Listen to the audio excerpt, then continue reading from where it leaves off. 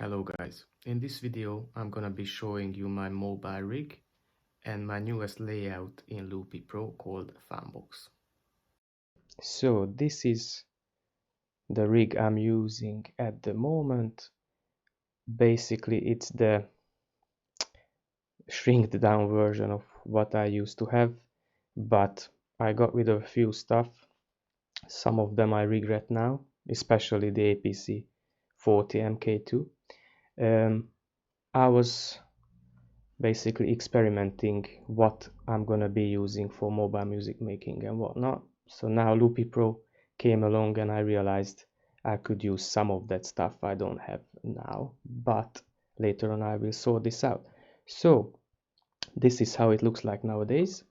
I make music on my 2018 regular iPad. I connect my laptop through this audio interface to the iPad. I'm running a few software synthesizers and I'm sampling from YouTube into this tablet. This is my main MIDI keyboard, Novation SLMK3. I love it because it has 8 tracks of MIDI sequencing and 8 tracks per MIDI sequencer track of automation. Basically, inside Bitwig Studio, when I play these synths, I can just map these buttons to switch between them, and you see in that set of LCD screens, basically I can reach all the functions I need. It has a pretty good Ableton Live integration. I recommend it to you big time. In control mode you can just seamlessly go back and forth your hardware stuff and your sequencer. Alright, so Loopy Pro is running on this iPad. This is the layout I'm gonna be showing you today, FunBox. And this is my Mac Mini. It's a 2012 model, but it's good enough to run Omnisphere, to record and edit videos like this. And basically that's it. It could use an SSD upgrade, but I just couldn't be bothered until now. And this is my other MIDI keyboard. This is what I use to control my audio units and other functions like the mixer and the effects inside Loopy Pro. So everything is connected to the iPad through this little USB hub. Yeah, so let's get right into the Loopy Pro stuff. This is the so-called FunBox. There are two main parts to this layout. On the left you can see this dual dark blue sampler slicer thing with dedicated pitch controls on each track. I use this part to record stuff in from YouTube and slice it and dice it and record rhythmic elements into the orange group of 4 clips. As you can see, there are 2 sliders. You can control the pitch with that. With the zeros you can set the values back to default, and with the -25 and +25% buttons you can jump to these preset values, and they let you remain on the in context musically, basically. So transposing the pitch with some set values. You can also add increments if you want, like going up and down when you press a button, but this is basically how I've done it. Let me just look into one. So it says pitch value change, and as you can see it changes the value to 0.25, and the other one obviously changes it to 0.75. Okay, so what else is there? You can see the sampler cue button. If you have seen my previous video, it's about cue buttons, and the ways of being able to send stuff to your headphones when you want to tweak something. And basically this layout takes it one step further, because that layout is not really DJ style, so you cannot listen to stuff at the same time in your headphones and on the main outs. You can do that with your audio interface, of course, but inside the box it's a bit different. So check that one out. On this one, that's going to be a different approach, but I will get into that in a minute. So you can see these other buttons: mute input, input cue, and sampler cue. What happens is, now it's the microphone that's been brought up, but this is because I had to unplug my audio interface to be able to connect my iPad to the computer to record its screen. This is how it looks like, basically, or how it would look like. The first one, the hardware inputs, would be my 1+2 input pair on my Scarlett interface, and I connect my laptop running software synths through those inputs. It's muted now because sometimes you don't want to listen to it either or on your headphones or main outputs, so I just like to have the option to mute it completely. But when input cue is active, basically you can listen to your inputs and monitor it through your headphones, because anything that has a cue button pressed goes to bus B, and all the rest is on bus A, which is my main output of my 4 output channel audio interface, 2 pairs basically. So if you look at the orange group, it's my drums section. It has a high pass filter, a compressor, which is this plugin here, and it has a dub delay and a reverb attached to it as well.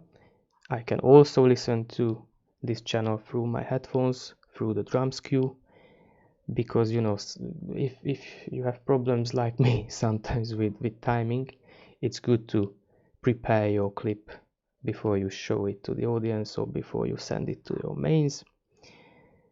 So it's good to have this option.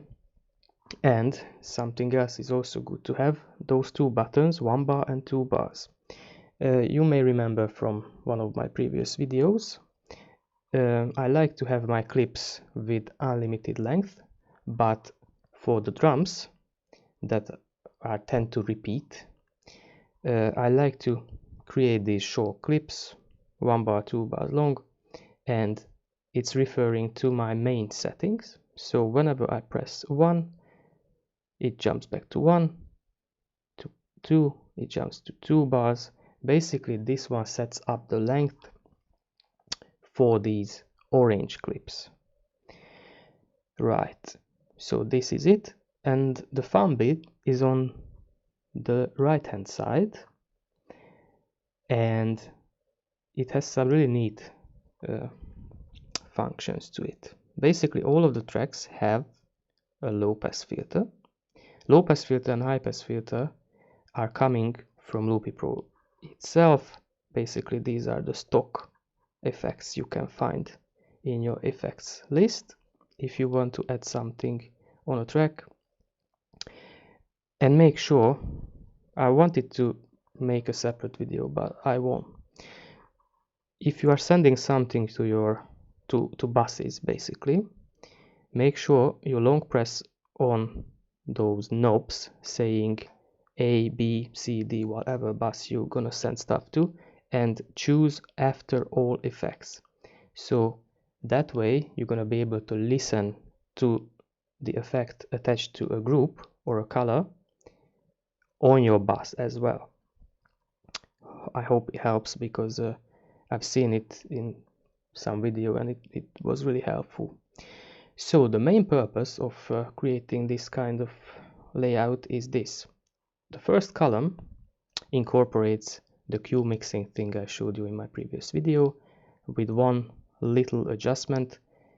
Basically it has a cue button, so this is a dedicated group of clips, and it helps me, if the cue is pressed, to prepare something. I'm gonna record some loops in, and if I'm satisfied, I can send these loops to one of the clips to its right. So I have this, and basically I can send it with a button press somewhere else.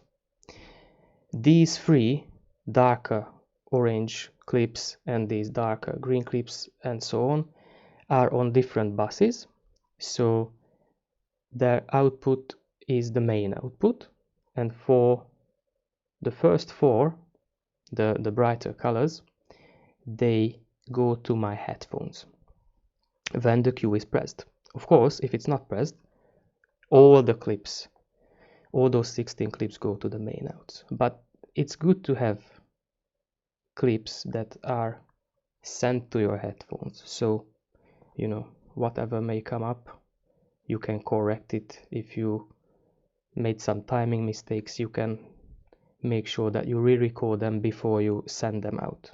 So this is the purpose basically. And I also have two slots, you know, you can have as many as you want. I just put two slots there for these one shots. What I also have is a dedicated metronome button, because even the metronome is constantly sent to my headphones through the secondary outputs. It's good to have the option and the ability to turn that off. Yeah, so this is basically it. If we look at the mixer, the first four preparation groups on the left, the first column on the left, they go to their corresponding pairs. So at first I didn't want to have a separate option for queuing, or basically an ability to turn on and off the cue on those.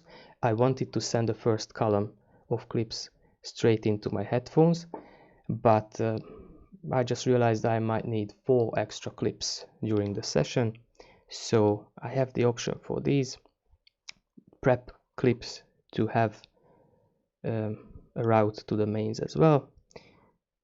So you can see the effects attached on those second floor colors. They go to the mains, and as well as bus A. Bus B goes to my headphone output, and it looks a bit strange now, and when you listen to stuff during this video, probably you're gonna notice that some stuff go to your left speakers and some go to your right, and this is because I'm using the stereo outs of my iPad. So basically this is the way to demonstrate it now, that the main output is on the left and the secondary one, the Q one, is on the right through bus B. So this is basically it. One more thing, if you can look at this one quick, Effectrix I'm using on my master.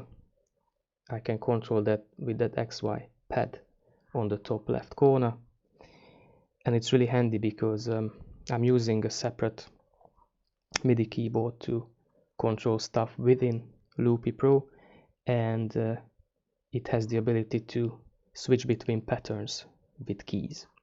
So I really love Sugar Bytes plugins because they are really well thought. You know, it's like massively precisely developed, so it's really nice to have them.